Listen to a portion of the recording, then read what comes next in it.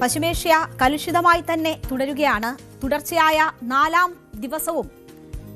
നാലാമത് രാത്രിയും ഇറാനിൽ അമേരിക്കയുടെ ശക്തമായ ആക്രമണമുണ്ടായി എന്ന് US സെൻട്രൽ കമാൻഡ് അറിയിച്ചു. തിരിച്ച് ഗൾഫ് മേഖല ലക്ഷ്യമാക്കി ഇറാന്റെ പ്രത്യാക്രമണവും നടന്നു. ഇപ്പോൾ ആക്രമണത്തിൽ നിന്ന് ചർച്ചയിലേക്ക് ഇറാനെ എത്തിക്കാൻ സമ്മർദ്ദം തുടരുകയാണ് ട്രംപ്. ഹോർമുസ് കടലിടുക്കിലൂടെ കടന്നുപോകുന്ന എല്ലാ ചരക്ക് കപ്പലുകൾക്കും 20% ഫീസ് ഏർപ്പെടുത്തുമെന്ന നേരത്തെ പ്രഖ്യാപനത്തിൽ നിന്ന് ട്രംപ് പിന്മാറിയിരിക്കുന്നു. ഇറാൻ വീണ്ടും ചർച്ചകളിലേക്ക് മടങ്ങിയില്ല എങ്കിൽ അടുത്തയാഴ്ച രാജ്യത്തെ പാലങ്ങളും വൈദ്യുത നിലയങ്ങളും ആക്രമിക്കുമെന്ന ഭീഷണിയും ട്രംപിന്റെ ഭാഗത്തു നിന്നും ഉണ്ടാവുകയാണ്. അപ്പോൾ എങ്ങനെയെങ്കിലും ചർച്ചയ്ക്ക് ഇറാനെ ടേബിളിന് മുന്നിലേക്ക് കൊണ്ടുവരിക എന്നതാണ് ട്രംപ് ലക്ഷ്യമിടുന്നത്. അതിനുള്ള സമ്മർദ്ദമാണ് ട്രംപ് ഇപ്പോൾ നടത്തിക്കൊണ്ടിരിക്കുന്നത്. അപ്പോൾ എന്താണ് പശ്ചിമേഷ്യയിൽ നടക്കുന്നതെന്ന് നോക്കിയാൽ ഹോർമുസിൽ അയഞ്ഞും ഇറാന്റെ കാര്യത്തിൽ കടുപ്പിച്ചുമായിരുന്നു ട്രംപിന്റെ പ്രതികരണം വന്നത്. ചർച്ചയിലേക്ക് ഇറാൻ എത്തണം എന്നതാണ് അന്ത്യശാസനം. ഇറാൻ വീണ്ടും ചർച്ചകളിലേക്ക് മടങ്ങിയില്ല എങ്കിൽ അടുത്തയാഴ്ച രാജ്യത്തെ പാലങ്ങളും വൈദ്യുത നിലയങ്ങളും ആക്രമിക്കും എന്നതാണ് ഫോക്സ് ന്യൂസിന് നൽകിയ അഭിമുഖത്തിൽ ട്രംപ് സൂചിപ്പിക്കുന്നത്. അതൊരു ഭീഷണിയുടെ സ്വരത്തിലാണ് ട്രംപ് പറയുന്നത്. അമേരിക്കയും ഇറാനും തമ്മിൽ തുടർച്ചയായി 4ാം ദിവസവും ആക്രമണങ്ങളും തിരിച്ചടികളും തുടരുന്ന സാഹചര്യത്തിലായിരുന്നു ട്രംപിന്റെ ഈ പ്രസ്താവന.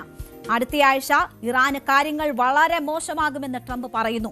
അവർ ചർച്ചാ മേശയിലേക്ക് വരാത്ത പക്ഷം അവരുടെ എല്ലാ വൈദ്യുത നിലയങ്ങളും എല്ലാ പാലങ്ങളും ഞങ്ങൾ തകർക്കുമെന്ന് ട്രംപ് പറയുന്നത് സാധാരണക്കാർക്ക് നേരെ കൂടി ആക്രമണങ്ങൾ ഉണ്ടാകും എന്നതിന്റെ സൂചനയാണ്. ഇക്കാര്യം അമേരിക്കയുടെ സമാധാന ചർച്ചയിലെ പ്രതിനിധികൾ ഇറാൻ പ്രതിനിധികളെ അറിയിച്ചിട്ടുണ്ട് എന്നതും ട്രംപ് സൂചിപ്പിക്കുകയാണ്. ഉടൻ ഒരു ധാരണയിലെത്തുക, അല്ലെങ്കിൽ ഒന്നും ബാക്കി ഉണ്ടാകില്ല എന്നതാണ് ട്രംപിന്റെ ഭീഷണി.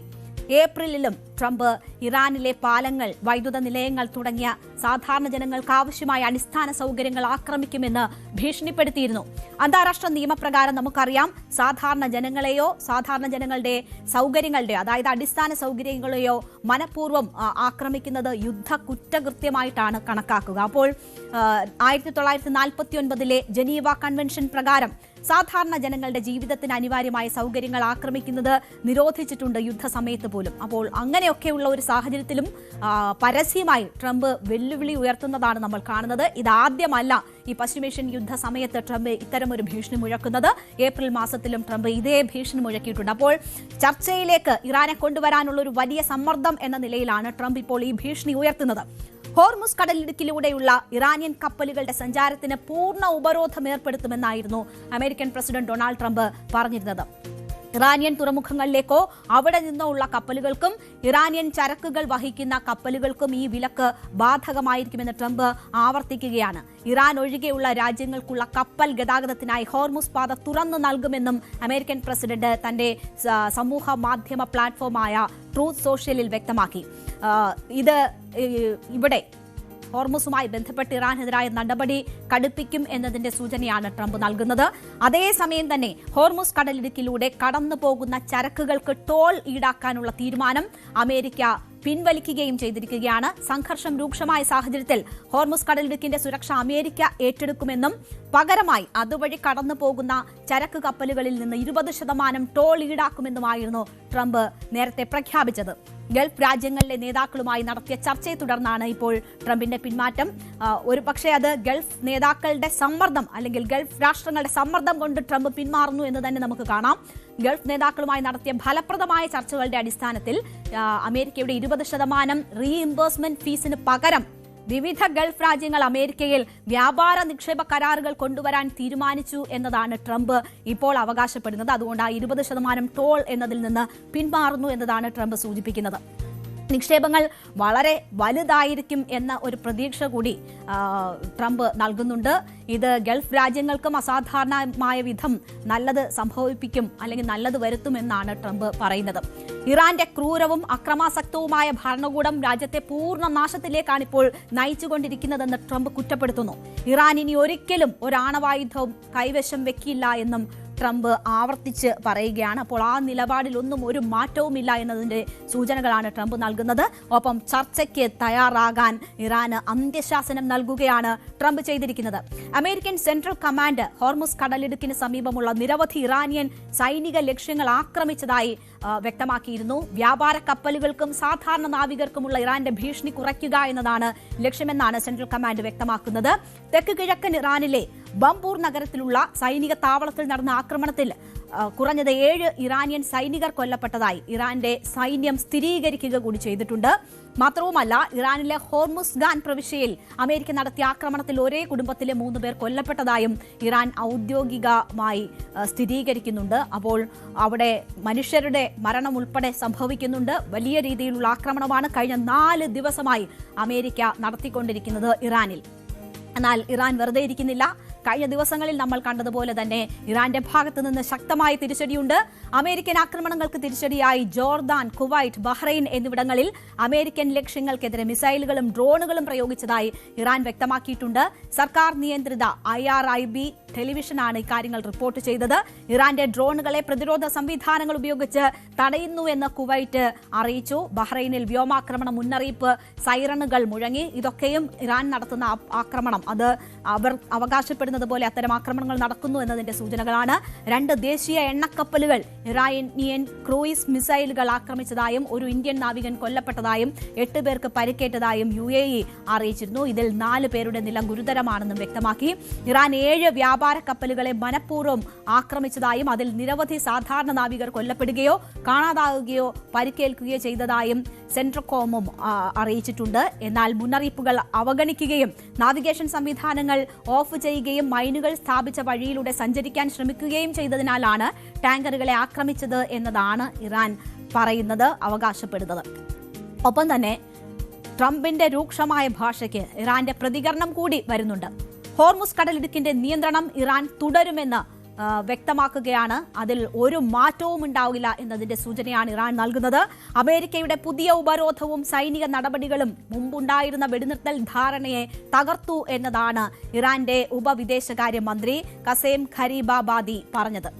സൈനിക നടപടികളും സാമ്പത്തിക ഉപരോധവും ശക്തമാക്കിയാൽ ഇറാൻ വീണ്ടും ചർച്ചകളിലേക്ക് മടങ്ങുമെന്ന് അമേരിക്ക കരുതുന്നുവെങ്കിൽ അത് തെറ്റായ വിലയിരുത്തലാണ് എന്നും അദ്ദേഹം സംസ്ഥാന ടെലിവിഷനോട് പ്രതികരിച്ചു. അതായത്, ഉപരോധത്തിലൂടെ നിങ്ങൾക്ക് ഞങ്ങളെ തകർക്കാനാകില്ല എന്നതാണ് ഇറാൻ ആവർത്തിച്ച് പറയുന്നത്.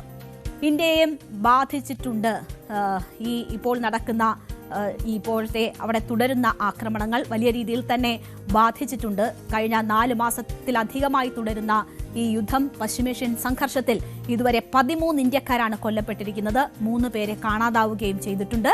ഫെബ്രുവരി 28-ന് ഇറാൻ US സംഘർഷം തുടങ്ങിയ അന്നു മുതൽ ഇന്ന് വരെയുള്ള കണക്കായിട്ടാണ് ഇത് പുറത്തു വന്നിരിക്കുന്നത്. വാർത്താ ഏജൻസിയായ PTI ആണ് ഈ കണക്ക് പുറത്തുവിട്ടിരിക്കുന്നത്. ഏറ്റവും അവസാനത്തെ സംഭവം ഹോർമുസ് കടലിടുക്കിലൂടെ കടന്നു പോവുകയായിരുന്ന കപ്പലിന് നേരെയുണ്ടായ ആക്രമണമാണ്. ഈ ആക്രമണത്തിൽ ഒരു ഇന്ത്യക്കാരൻ കൊല്ലപ്പെട്ടിരുന്നു. ഇന്ത്യൻ പതാകയേന്തിയ 7 കപ്പലുകൾ കുടുങ്ങിക്കിടക്കുന്നതായി റിപ്പോർട്ടുണ്ട്. ഈ കപ്പലുകളിലായി 148 ഇന്ത്യക്കാരുണ്ട് എന്നതാണ് സൂചന. ഇന്ത്യൻ പതാകയുള്ള കപ്പലുകളും ഇന്ത്യക്കാർ ജീവനക്കാരായുള്ള വിദേശ കപ്പലുകളും സർക്കാർ നിരന്തരം നിരീക്ഷിച്ചു വരികയാണെന്നും PTI റിപ്പോർട്ട് ചെയ്തു. അപ്പോൾ 13 ജീവനുകൾ ഇന്ത്യക്ക് ഈ യുദ്ധം തുടങ്ങി ഇന്നുവരെ നഷ്ടമായിരിക്കുകയാണ്. കഴിഞ്ഞ ദിവസമുണ്ടായ ആക്രമണത്തിൽ നാവികൻ കൊല്ലപ്പെട്ട വിഷയത്തിൽ ഇന്ത്യ ശക്തമായ പ്രതിഷേധമാണ് ഇറാൻ സ്ഥാനപതിയെ വിളിച്ചു വരുത്തി അറിയിച്ചത്. ഇതിനുമപ്പുറം വലിയ പ്രതിസന്ധിയായി എണ്ണവില ഉയരുന്നു എന്ന വാർത്തയുമുണ്ട്. അമേരിക്കയും ഇറാനും തമ്മിലുള്ള പുതിയ ആക്രമണങ്ങൾ മൂലം ഹോർമുസ് കടലിടുക്കിലൂടെയുള്ള കപ്പൽ ഗതാഗതം ഗണ്യമായി കുറഞ്ഞിരിക്കുകയാണ്. ഇതോടെ ബ്രെന്റ് ക്രൂഡ് എണ്ണയുടെ അന്താരാഷ്ട്ര വില കുത്തനെ ഉയരുകയും ചെയ്യുന്നു. ഇതിനു പുറമെ കരിങ്കടലിൽ റഷ്യയും യുക്രൈനും യുദ്ധം മുറുക്കിയതും എണ്ണവില വർധനയ്ക്ക് ആക്കം കൂട്ടിയിട്ടുണ്ട്. US ക്രൂഡ് വില ബാരലിന് 0.98% വർദ്ധിച്ചു. $80.12 അതിന്റെ വില എത്തി നിൽക്കുന്നത്.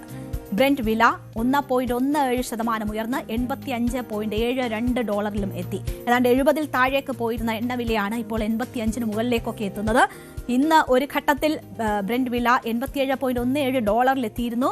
ട്രംപ് 20% കപ്പൽ ഫീസ് ഈടാക്കാനുള്ള നീക്കം പിൻവലിച്ചത് എണ്ണവിലയുടെ കുതിപ്പിന് അല്പം ഇടിവുണ്ടാക്കി. അപ്പോഴാണ് എരുതിയിൽ എണ്ണയൊഴിച്ച് റഷ്യയും യുക്രൈനും പോര് തുടങ്ങിയത്. അത് പിന്നീട് എണ്ണവില വർദ്ധിക്കാൻ ഇടയാക്കുകയും ചെയ്തു. ഇതാണ് ഇപ്പോഴത്തെ സാഹചര്യം. നമ്മൾ ഈ യുദ്ധം തുടങ്ങിയപ്പോൾ മുതൽ അനുഭവിച്ചു വരുന്ന എണ്ണ പ്രതിസന്ധി, പാചകവാതക പ്രതിസന്ധിയിലേക്കൊക്കെ വീണ്ടും തിരിച്ചു പോവുകയാണ്. എണ്ണവില ഉയർന്നുകൊണ്ടേയിരിക്കുകയാണ്. അവിടെ ട്രംപ് ഇറാനുമേൽ നടപടികൾ കർശനമാക്കുന്നു. ശക്തമായ ആക്രമണത്തിന് ഒരുങ്ങിയിരിക്കാനുള്ള മുന്നറിയിപ്പാണ് ഈ അടുത്ത ആഴ്ചത്തേക്ക് ട്രംപ് നൽകുന്നത്. അതായത് അതിനു മുൻപ് ചർച്ചയ്ക്ക് സന്നദ്ധമായില്ലെങ്കിൽ കടുത്ത ആക്രമണം എന്ന ഭീഷണി. ഉപരോധത്തിലൂടെയോ ആക്രമണത്തിലൂടെയോ ഇറാനെ മെരുക്കാനാകില്ലെന്ന് ഈ കഴിഞ്ഞ കാലങ്ങളെല്ലാം തെളിയിച്ചിട്ടുണ്ട്. പക്ഷേ ആ തന്ത്രം തന്നെയാണ് ട്രംപ് ഇപ്പോഴും പയറ്റിക്കൊണ്ടിരിക്കുന്നത്. കൂടെ ട്രംപിന്റെ താൽപര്യങ്ങൾ സംരക്ഷിക്കാനും ശ്രമിക്കുന്നു.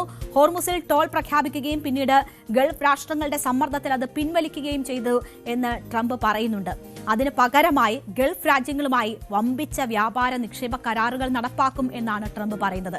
ഇതിന്റെ വിശദാംശങ്ങളൊന്നും ട്രംപ് പുറത്തുവിട്ടിട്ടില്ല. മനസ്സിലാകുന്നത് ഒറ്റ കാര്യം പോലും, ഹോർമുസും ഇപ്പോൾ നടക്കുന്ന ഹോർമുസുമായിട്ടുള്ള തർക്കങ്ങൾ പോലും ഇറാനുമായുള്ള യുദ്ധവും ഒക്കെ അമേരിക്കയുടെയും ട്രംപിന്റെയും താൽപര്യം സംരക്ഷിക്കാനായി ട്രംപ് ഉപയോഗിക്കുന്നു എന്നതാണ് മനസ്സിലാക്കുന്നത്. 20% ടോൾ ഏർപ്പെടുത്തുക, അത് പിൻവലിച്ചുകൊണ്ട് ഗൾഫ് രാഷ്ട്രങ്ങളുമായി വ്യാപാര കരാറുകളിലേക്ക് പോകുന്നു എന്ന് പറയുക. അതിന്റെ വിശദാംശങ്ങളൊന്നും പുറത്തുവിട്ടിട്ടില്ല. ഗൾഫ് രാഷ്ട്രങ്ങളുടെ സമ്മർദ്ദത്തിന് വഴങ്ങി 20% ടോൾ പിൻവലിക്കേണ്ടി വരുന്നു എന്നതാണ് മനസ്സിലാകുന്നത്. പക്ഷേ ട്രംപ് അതിനെ അവതരിപ്പിക്കുന്നത് മറ്റൊരു രീതിയിലാണ്. എന്താണ് തന്റെ താല്പര്യം എന്നത് അതിൽ പ്രകടിപ്പിക്കുകയാണ് ട്രംപ് ചെയ്യുന്നത്. അപ്പോൾ ട്രംപ് അമേരിക്കയുടെയും ട്രംപിന്റെയും താല്പര്യങ്ങൾ സംരക്ഷിക്കാൻ എടുക്കുന്ന ഓരോ തീരുമാനങ്ങളും അതിന്റെ കെടുതികൾ അനുഭവിക്കുന്നത് ലോകരാഷ്ട്രങ്ങൾ ഉൾപ്പെടെയാണ്. എന്തായാലും ഹോർമുസിലെ ഇപ്പോഴത്തെ തർക്കങ്ങൾ പോലും തങ്ങളുടെ ലാഭക്കൊതിക്ക് വേണ്ടി ഉപയോഗിക്കാനാണ് ട്രംപ് ശ്രമിക്കുന്നത്. കൂടുതൽ വാർത്തകൾക്ക് news 18 Keralam YouTube channel subscribe ചെയ്യുക.